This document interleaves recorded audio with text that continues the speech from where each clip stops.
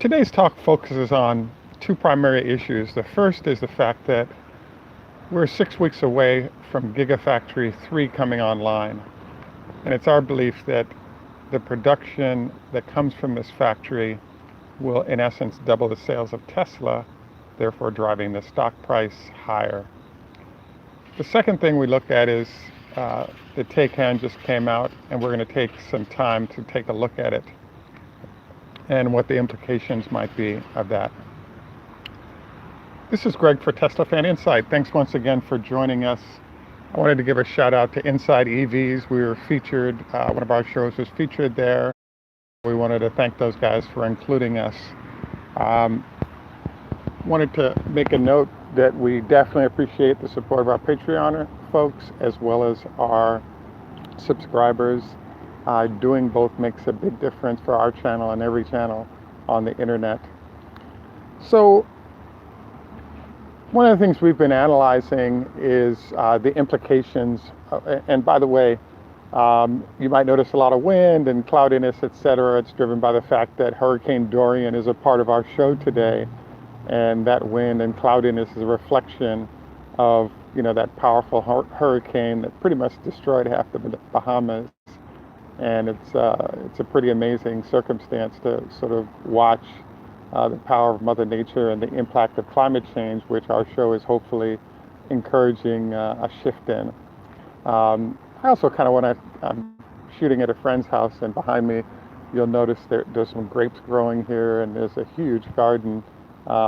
We close out summer, there's a lot of things that'll no longer be viable in a few weeks, and our colors are changing, etc. So our primary question mark is it possible that Tesla's stock price doubles by December 2019 as a result of the impact of the production that comes from Gigafactory 3? So the primary sort of why this might work is the fact that first, the question is, does battery capacity exist?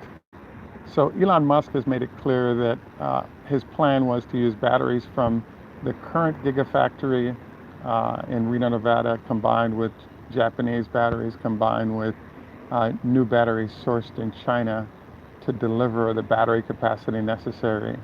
Starting in November, when it's the stated start time for production at the plant, the scheduled production to start is about 3,000 vehicles a week. So based on images we've seen, there's stamping equipment to produce body panels. They've lined up the supply chain when it comes to the interior of the car.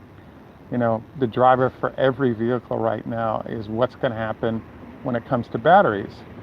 And so the first question mark is, what if the 3,000 a week worth of batteries is not available?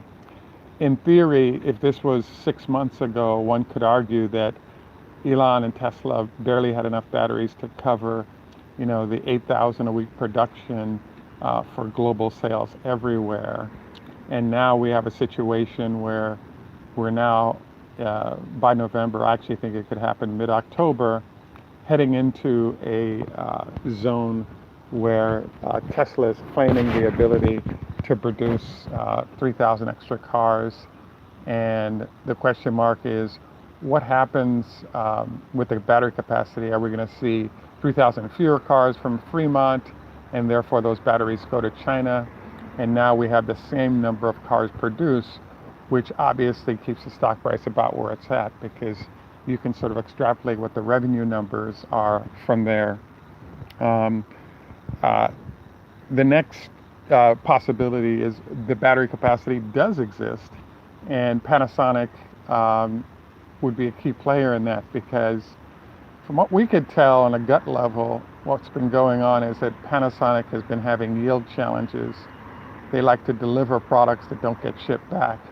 So let's say their yield on batteries is 80-90%. That 10% is getting thrown away because it doesn't meet spec. And so theoretically they could ship out more batteries, but with a lower yield, perhaps having more defects, and just replace those at the end, after they're in the field, And that's not really Panasonic style. They're very much a get it done right the first time. So the possibility then is that who is it that's producing these batteries? There's Panasonic that's been suggested because they built a new factory in China. There's Cattle, one of the domestic Chinese manufacturers. There's also LG, where there's a claim of a deal signed with them as well. We find it hard to believe that Tesla would be able to switch to outside vendors when it comes to the batteries needed.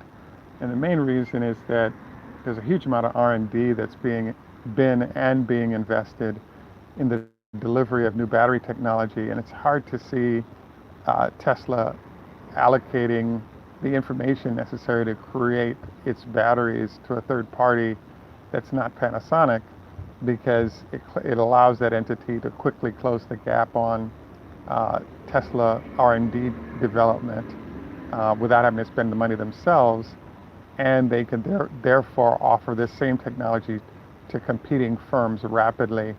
And this obviously would be bad news for Tesla, because now you have their battery technology in the hands of their competitors way earlier than they could have done it if they had to reverse engineer that and then deliver it themselves.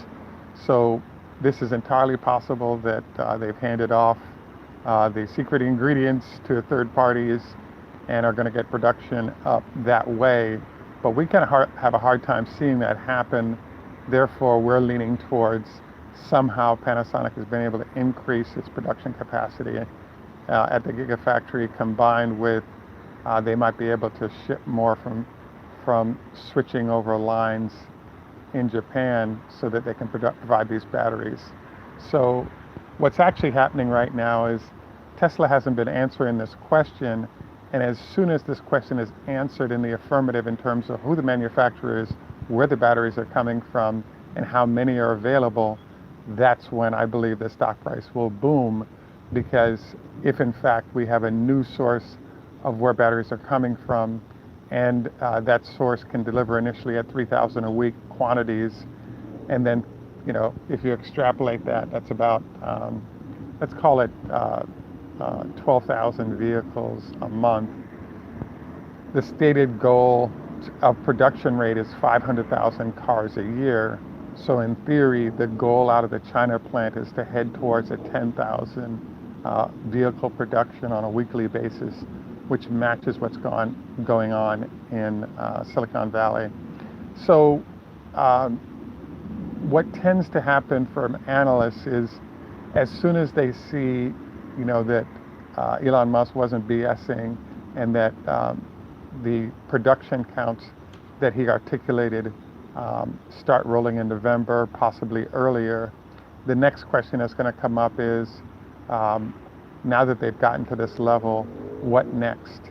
What next meaning, is it possible that Tesla could push those numbers by building another Gigafactory to 1 million cars from China each year? So all those questions will be answered by the end of November, beginning of December. And for the average consumer, there's going to be a wait and see the numbers coming out of those factory of production. When it comes to analysts and the big money entities that they work for, I think there's going to be a lot of extrapolation, and that extrapolation leads to a nice push in the stock price. So I guess keep your seatbelts on, because we believe that yes, Tesla's going to deliver those 3,000 a week starting mid-October, and those 3,000 vehicles a week are going to start rolling into China, Chinese consumers at a low price. I have to admit, for some reason, we're having some battery challenges today, and have been, and it affects our ability to continue rolling into other major points that we had for our show. But we really wanted to get out there with the idea that do not be surprised, given that Tesla's vehicle prices are going to be down significantly, almost 50%, given no tariff and the fact that they're not paying the taxes in China. And so with that increase in revenue and entrance in a large scale in China, which is a huge market, and the fact that the Chinese government is really forcing folks to move into the EV space, we think this is a triple combination that results in Tesla selling a lot more cars and at better margins, and both help greatly in pushing the stock price and the company forward and encouraging Elon, based on his shock at the speed that the Chinese move at, into doing one more Gigafactory, preparing for the Model Y or other vehicles as well. And so this ends up being sort of the fulcrum for the next round of growth for the company, and it ends up being really lucrative. What we want to get into is, as Tesla pushes into China in this manner, who suffers the most? We think it's BMW and their stock price. So we've been suggesting folks take a look at that stock as some place to buy puts, because Tesla's success is really eating at VW, BMW, and Mercedes as well. At any rate, we're sort of shutting down early today for reasons stated. We definitely appreciate your taking time out to spend some time with us. Look forward to your comments and questions at the end. Don't forget 25 leg lifts each day, as well as don't eat within 4 hours of going to bed, preferably if not 2 hours, so the food digests. This is Greg for Tesla Fan Insight.